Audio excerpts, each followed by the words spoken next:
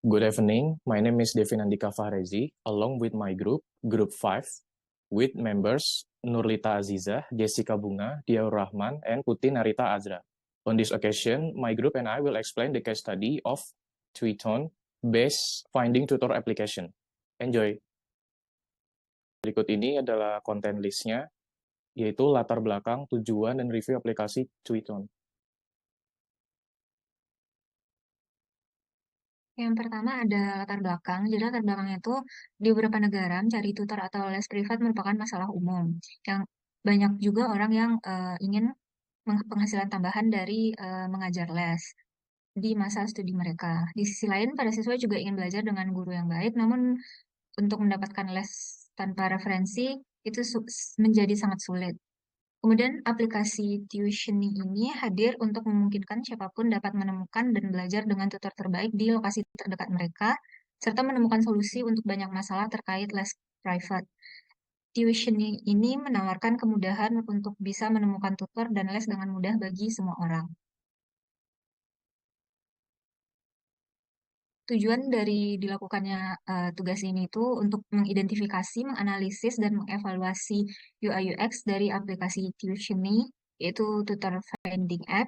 Kemudian untuk memahami bagaimana aplikasi ini dapat memenuhi kebutuhan pengguna dengan efektif untuk mencapai tujuan pengguna.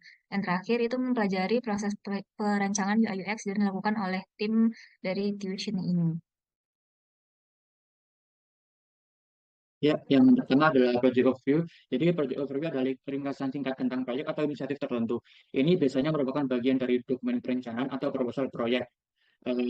Project overview ini bertujuan untuk memberikan pemahaman yang jelas tentang proyek kepada semua pihak yang terlibat atau terpengaruh oleh proyeknya. Berikutnya yaitu user problem, merujuk kepada masalah atau tantangan yang dihadapi oleh pengguna saat mencoba mencapai tujuan mereka. Dalam konteks ini, user problems merujuk pada masalah yang dihadapi oleh pengguna saat mencari dan menggunakan jasa bimbingan belajar online.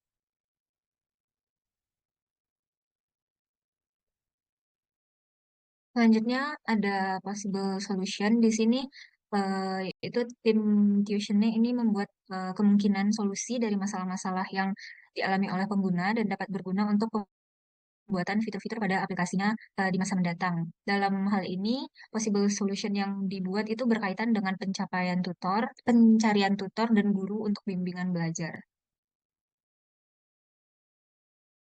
Selanjutnya, terdapat 5 member dengan roles yang berbeda, yaitu 3 UX Researcher dan UI Designer, 1 UI UX Mentor, dan 1 UX UI Support Mentor. Nah, pembagian peran ini penting untuk diversifikasi peran dalam tim mencakup UX Research, UI Design, dan Mentorship.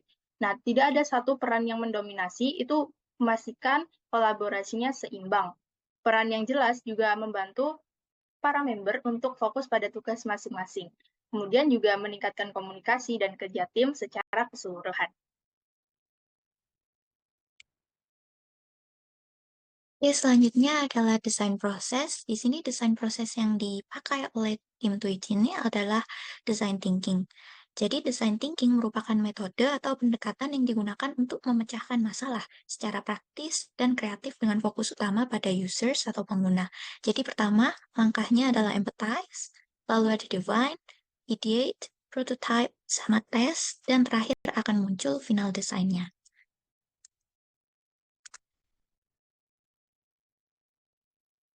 Selanjutnya untuk project timeline dibagi menjadi 2 tahap, yaitu di UX Research terdapat 4 yang akan dilakukan oleh tim UX Twition ini, yaitu empathize, kemudian ada define, dan ideate. 3. Kemudian ada tahap UI design dengan 3 hal yang dilakukan, yaitu prototyping, kemudian ada uji coba, dan juga melakukan desain akhir.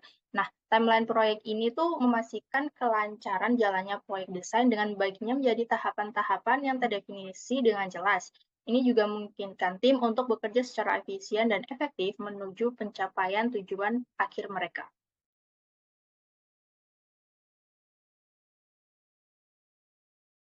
Selanjutnya ada interview question, di mana interview question ini akan membantu tim dari Tuition ini sendiri untuk bisa memahami kebutuhan pengguna mereka dengan lebih baik. Biasanya ini juga bisa dipergunakan untuk memvalidasi ide-ide desain mereka dan merancang produk yang biar lebih sesuai dengan kebutuhan dan preferensi pengguna.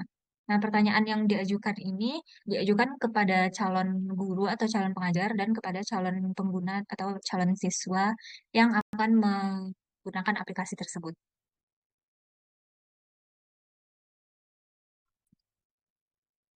Untuk empathy map, yaitu adalah alat visual yang digunakan untuk mengartikulasikan apa yang kita ketahui tentang pengguna tertentu. Dalam contoh ini, itu ada pengguna yang seorang guru dan yang satu lagi seorang murid. Empathy map membantu tim memahami perspektif pengguna dengan mengkategorikan observasi mereka ke dalam 4 kategori. Yang pertama says, lalu thinks, does, dan feels. Selanjutnya adalah user persona. User persona sendiri yaitu merujuk pada representasi karakter fiksi yang dibuat oleh tim untuk menggambarkan audiens target atau pengguna suatu produk nantinya. Peneliti bisa menciptakan karakter ini setelah menjalani analisis yang diteliti seperti yang sebelumnya pada desain proses. Di sini ada dua representasi karakter fiksi, yaitu sebagai guru dan juga sebagai murid. Yang keduanya memiliki challenge dan frustration yang berbeda, juga memiliki tujuan yang berbeda, namun bisa disatukan dengan aplikasi ini.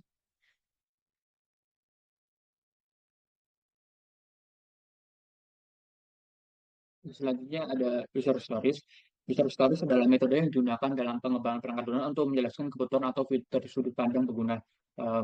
User stories biasanya ditulis dalam format naratif sederhana dan fokus pada apa yang pengguna inginkan.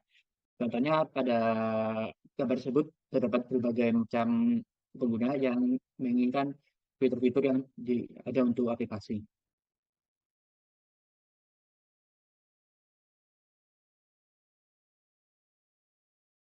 Berikutnya ada user journey map, itu merupakan alat visualisasi yang menggambarkan proses pengalaman pengguna saat berinteraksi dengan produk atau layanan.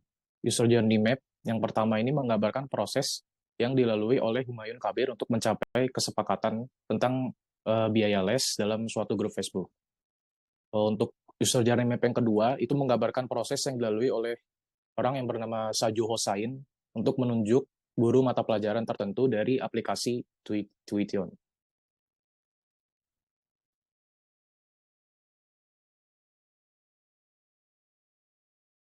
Selanjutnya ada hipotesis statement. Hipotesis statement sendiri adalah tebakan terdidik tentang apa yang menurut peneliti bisa menjadi solusi design problem. Peneliti tahu tantangan yang dihadapi user dari tindakan yang telah dilakukan sebelumnya. Jadi inilah saatnya untuk mempertimbangkan bagaimana desain yang dibuat dapat mengurangi problem mereka dengan di sini ada 5 tebakan atau hipotesis yang menjadi jawaban dari problem user. Selanjutnya adalah competitive analysis. Competitive analysis adalah proses penelitian yang digunakan untuk mempelajari dan memahami persaingan dalam industri atau pasar tertentu. Tujuannya adanya competitive analysis adalah untuk mengidentifikasi kekuatan, kelemahan, peluang, dan ancaman yang dihadapi oleh perusahaan atau produk tertentu dan konteks persaingan yang ada. Hasil dari competitive analysis dapat membantu tim mengembangkan untuk merumuskan strategi desain yang lebih baik, mengidentifikasi peluang, dan menghindari kesalahan yang telah dilakukan oleh pesaing. Contohnya ini seperti komputer Protonic Visual Learning App, mereka punya kelemahan pada pembayaran yang sangat mahal, maka dapat tujuan kita mungkin bisa membayar mungkin lebih murah.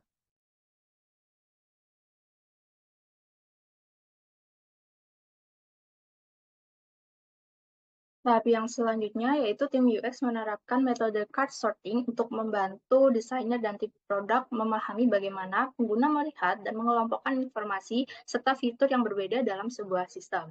Nah, metode card sorting ini untuk Tweetion mereka memiliki 30 fitur yang dicantumkan, yaitu search bar, search video, my courses, dan lain sebagainya. Nah, setelah melakukan card sorting, langkah selanjutnya yang biasanya dilakukan adalah menganalisis hasil untuk mengidentifikasi pola bagaimana peserta mengelompokkan card-card tersebut yang mengarah pada pengembangan sitemap atau wireframe yang mencerminkan kategori yang telah disortir.